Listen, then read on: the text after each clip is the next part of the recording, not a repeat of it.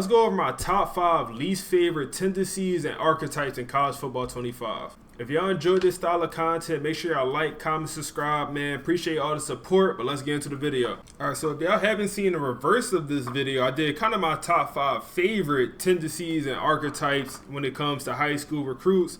So let's go over my least favorite. Like I said, these, you will find some of these players still valuable, especially if they're a gem. If you get a 5-star at some of these positions, they're still going to be a good player. But in the grand scheme of things, usually these players are less than, some of the other tendencies. And let's start with running backs. I know a lot of people like the receiving backs. For me personally, I don't like them, man. I do not like these receiving backs. This is a gem right here. You got the 91 speed. You got the high short route running. But what I really don't like is the low carrying rate, man. 79 carrying, and it's not going to get too much better in this game the way development works. And he got the low ball carrier vision. But he can catch the ball for sure. But I don't really need that from my running back, man. I got wide receivers and tight ends that can really catch the ball. So these receiving backs to me are the worst archetype when it comes to running backs, and they come out with the low speed. Look at this, man. We got 4 guys right here, 2 gems, 1 bust, and a normal.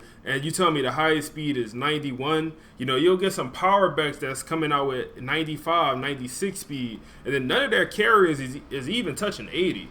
For me, that just don't play on my roster, man. So I don't like these receiving backs. And like I said, you'll find a 5-star one. You'll find some of them that's really good, that can play. But for the most part, especially when you're recruiting 3 stars, even some 4 stars, a lot of these guys wouldn't be able to play in my team or just wouldn't start. Personally, instead of going for one of these receiving backs, I'd rather come over to wide receiver and get a guy like this with 99 speed. I know he's a deep threat, but he got 99 speed, man. His carrying is not going to be good regardless, just like the running back. But now I got 99 speed. I'd rather move him over to running back than have, a receiving back that's going to have low speed. So, yeah, I'd rather, and even if I move like a physical guy, let's see, we got 93 speed. He's 6'4". I'd rather move a guy like this at running back than have, a receiving back out there. But that's me personally, man. So next, we're going to go over to wide receiver. And I think this tendency, archetype, whatever you want to call it, I think it has a spot on your roster, man. I think you should have at least one of these on your roster somewhere. But it's going to be the route runner wide receivers, man. And just comparing them to the other, wide receiver archetypes, they're just not as good, man. They got the lower speed. They do have the route running, but in this game, I feel like route running don't matter super much, man. Players get open regardless. It's super easy to score, and speed wins, man. Speed definitely wins in this game. So now you're looking at the wide receivers with the least amount of speed, and they're also the smallest. Like, I do not get why these are the smallest receivers. Like, look at their height, man. We got 5'11", 5'9", 6 foot. Okay, there we go. 5'11", 5'8", 5'7". Like, why is the route running archetypes the smallest, man? I don't think height really matters that much in this game, but even if it does, like, why are they so small, man? What can I do with a 5'11", 4-star, with 93? He actually has 93 speed, which is solid, but this guy he's 5'8" with 88 speed, man. And their catching is solid, not great. 75, you got the 77, 75. I'll kind of expect their catching to be a little bit better, and I honestly would expect their route running to be a little bit better as well. At least more well-rounded, because their deep route running is bad, but then their medium route running is solid. And then their short route running is just average. Compared to if you get a deep threat, you're gonna have the high deep threat or deep route running, then you also gonna have the high medium route running. The short will be bad. So yeah, don't really just love these archetypes when it comes to wide receivers, and that's just because the physical and the deep threat are just so much better, man. You can get a physical wide receiver that's gonna be 6'5", and he's gonna have solid speed. His catching is gonna be really good. You can throw jump balls to him, and then you'll get the the deep threats that obviously are 99 speed. 96 speed, and then some of them will be 6'3", 6'4". So really love the other wide receiver archetypes. Like I said, I think this position has, the route runner has a position, at least maybe as your fourth receiver, maybe you do start one of them. I think they do have a position on your team, but I just don't love the archetype compared to some of the other ones. So next, let's go to the center position, and these will be the only 3 stars I'll go over. Every other position has been all 4 stars, but it just was not enough 4 stars for this particular build I was looking for, and this is going to be the athlete centers. And I don't love them for center. If you want to move them to D-line, I think they do have a position on the D-line. But just look at some of these attributes, man. You're looking at 64 pass blocking with 64 run blocking. He is a bust, and, he is a 3-star. But 64 is just not great. They do come out with some speed. But do I really need my offensive lineman to have speed? Not really. So I prefer to move these guys over to the D-line. They are athletes for a reason. But here's another one, man. 70 run blocking with the 66 pass blocking, and then 77 impact blocking, then 67 lead blocking. And lead blocking sounds cool, as a 76, maybe for a fullback, but as a center, the center is rarely pulling. So, maybe you get into the second level, lead blocking, plays some impact. But, just all the other blocking stats are pretty low for these guys. But like I said, I think they do have a solid position over at the defense, especially a guy like this, man. He got the 80 speed with the 89 strength. His pass and run blocking is not very good. But if you move him to the D-line, I think he'll be a good player. And then also consider these guys are small. They are tiny. They are tiny. We have one guy over 300 pounds, and for an offensive lineman, that is small. That's more on the small side. I know it's college, but still, that is small for a Division I college player, man.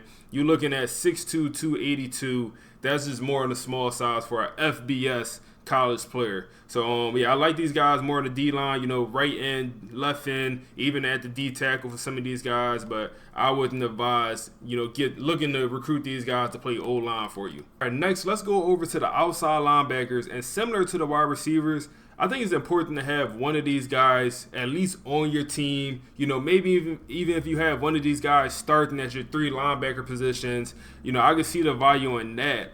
But it's going to be the run stopper tendency. And let's look at the attributes, man. This is a top 36 player, man. This is borderline a 5-star player right here. He's a gem also. And let's look at his attributes, man. 86 speed. That is going to be on the high end for one of these linebackers, for one of these run stoppers. But we'll take 86 speed at linebacker every day. That's pretty good. But the zone coverage, 57 zone coverage, man. And for these guys not to come out with great finesse moves or block shedding moves, I can't blitz every play. If I am blitzing, this guy is good because he has a 79, block shedding, but he's going to have to play some coverage, essentially is where I'm getting at. He's going to have to play some zone and maybe even some man coverage on some plays. And with the 57 zone coverage, that's not great. That's not great. But if you're like me and you usually take a lot of linebackers off the field when you're playing coverage, then maybe you could go after a guy like this and he could start on your team. But I just don't value the 57 zone coverage. 83 tackling, I love that. That's great. 79 hit power, come on, man. I feel like we should have more hit power for a run stopper that's this high of a ranked player. I feel like definitely should have more hit power. But let's look at some of these other players. Here we go. We got some 84 hit power. At least that's more reasonable, man. At least that's more reasonable. This is another gem, but 55 zone coverage. He's a little bit faster with some higher tackling. But this guy is solid in stopping the run, but in the pass he's gonna be complete food out there. He's going to be some food out there. And then we got another gem. We got a lot of gem for these outside linebackers for some reason. But 79 hit power, and then the zone coverage also low, man. But the speed and tackling in a solid spot. He's also even has some strength on him. You like to see that. Then another one like this right here with the 81 speed. Okay, now we kind of crossing the line, man. Now we're a little bit shaky with the 81 speed. But he is a big body, man. He's 6'1", 249 pounds, man. That man is 250 out there. He got some hit power on him as well. And then the last one, another gem, man. We got blessed with this, at least the first 5 guys we scouted, 4 of them was gems. So this might even be a little bit inflated when it comes to their stats. But you got the 86 speed with the 57 zone. And these guys, like I said, I think it's valuable to have a guy on your team like this, at least when you want to stop the run. You might need to sub them in. But I really think the field general and the pass coverage, I really think the pass coverage guys are the best linebackers in the game, because you could get some of them guys coming with 90+ speed, man.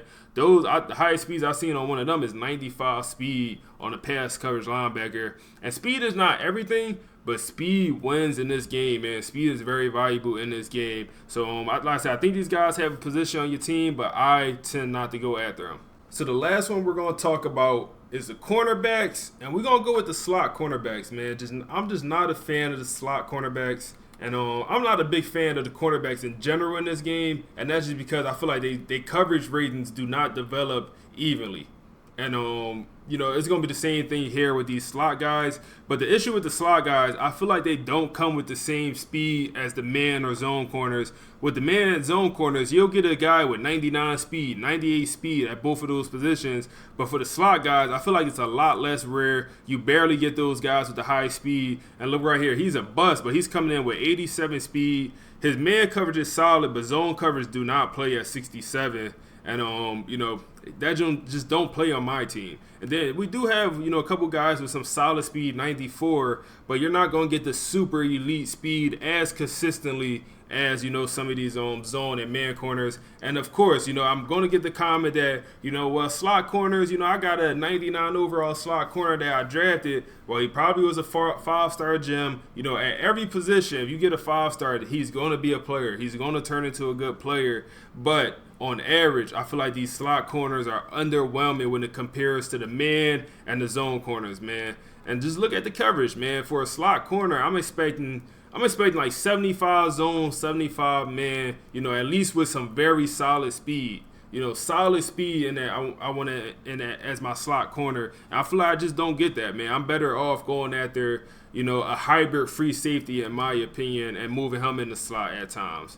But, and these guys just don't come with much zone coverage. They do come with the man more often than not. And then usually their press coverage is pretty bad as well. We don't get to see it here, but their press coverage usually comes out pretty low because they're playing in the slot for some reason. I don't know. I don't have the explanation, but these kind of my top 5, that I feel like are the worst. And like I said, you will find guys that's playable at these, archetypes or tendencies, whatever you want to call it. But for the most part, it's usually other archetypes or tendencies that's better than these 5 right here. So if y'all made it this far in the video, make sure y'all like, comment, subscribe, all that, man. Appreciate y'all for watching. Check out some other videos on my channel. We got a lot of things going on. My temple rebuild, we dropping damn near daily. But I appreciate y'all for watching.